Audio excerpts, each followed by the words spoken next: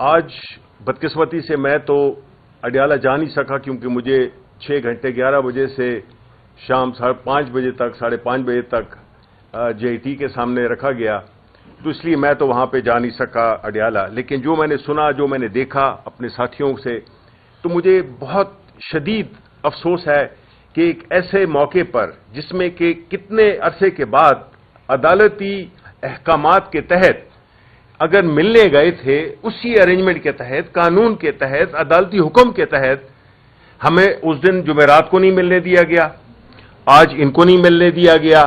جو وکلاء اور فیملی، سب سے پہلے فیملی ہے، علیمہ خان، ان کو اریسٹ کیا، ان کی بہنوں کو اریسٹ کیا.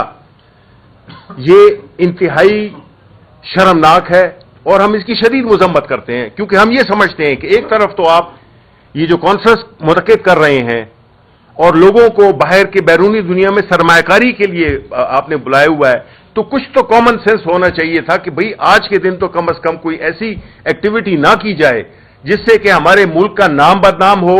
جو انویسٹر جو آئے ہوئے ہیں، کون اس ماحول میں، جس طرح کہا گیا، ہم پھر کہیں گے، ایسے ماحول میں کوئی $1 نہیں لگائے گا، $1 نہیں لگائے گا. ایسے حالات کریٹ کر دیے گئے ہیں جس میں کہ ہر صوبے میں ایک بدامنی، دہشت گردی، ایک سیاسی عدم استحکام، پورا ملک. مجھے تو سمجھ نہیں آ رہی ہے کہ ہم کرنا کیا چاہتے ہیں، اس ملک کو ہم کس کھڈے میں گرانا چاہتے ہیں.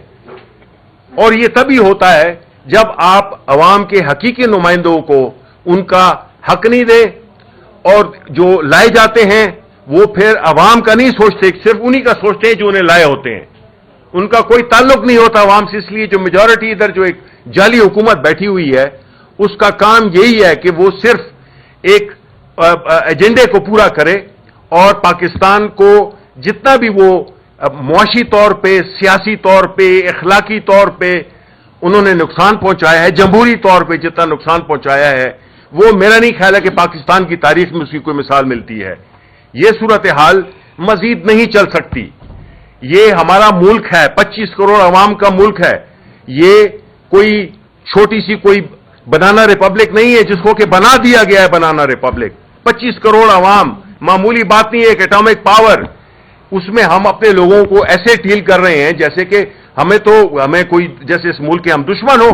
صرف ہمارا کیا قصور ہے کہ ہم عمران خان کے ساتھ کھڑے ہوئے ہیں. اور عمران خان کے ساتھ کیوں کھڑے ہوئے ہیں؟ کیونکہ وہ آئین کی بات کرتا ہے، وہ قانون کی حکمرانی کی بات کرتا ہے، وہ اس ملک کے جو نوجوان نسل ہے اس کے روشن مستقبل کی بات کرتا ہے، وہ اس ملک کو اکٹھا کرنے کی بات کرتا ہے.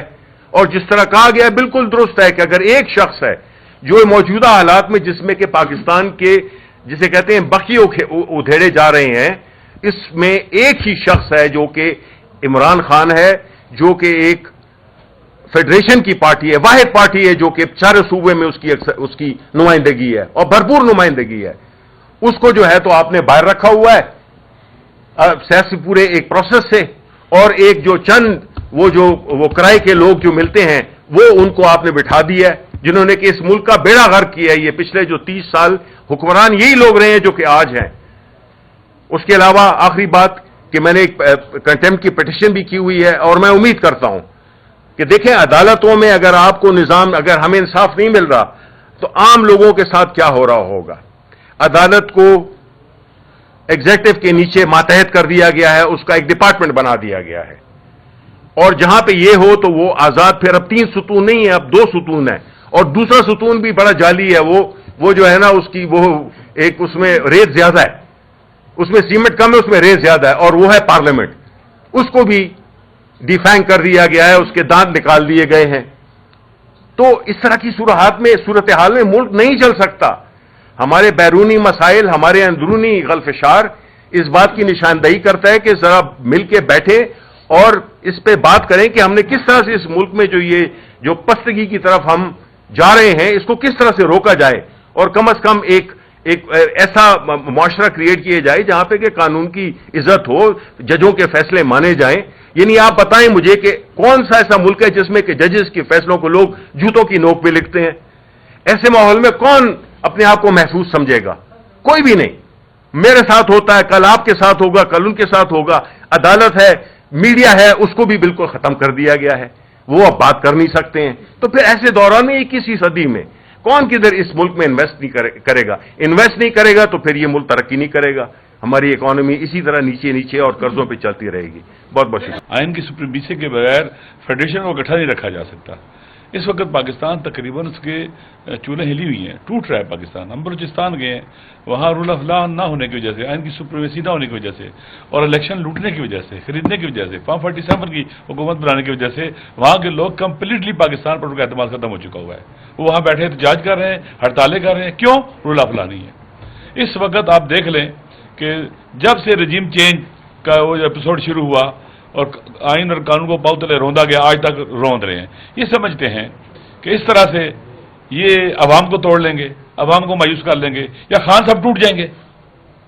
ان چھوٹے حقیر اور پس لوگوں کی وجہ سے، ان کے انتہائی غلیظ ہتھکنڈوں کی وجہ سے، غیر قانونی ہتھکنڈوں کی وجہ سے وہ ٹوٹنے والا نہیں ہے، وہ ہارنے والا نہیں ہے.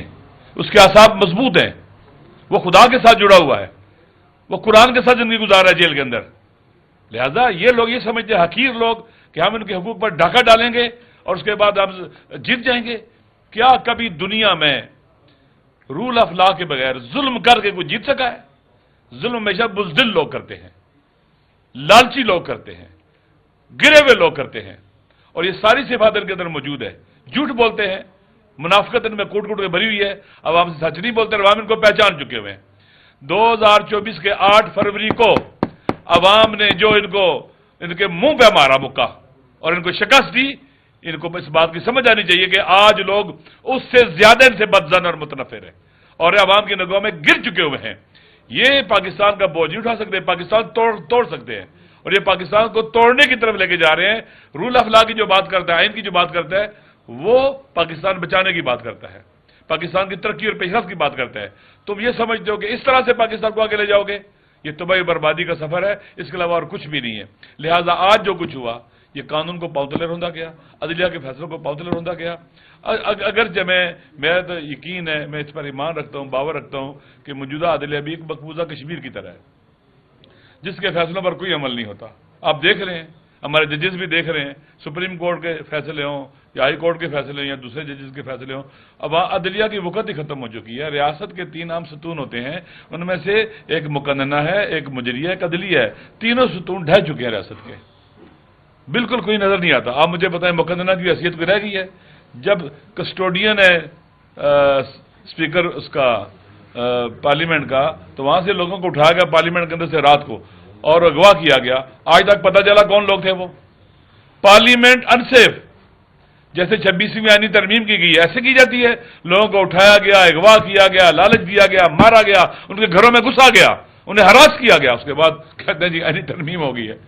جو کچھ بھی ہو رہا ہے پاکستان کے اندر، یہ اگر اس کو ایک جملے میں بیان کیجئے، پاکستان سے دشمنی ہے، پاکستان کے عوام سے دشمنی ہے، اور گویا انتقام لیا جا رہا ہے پاکستان اور پاکستان کے عوام سے.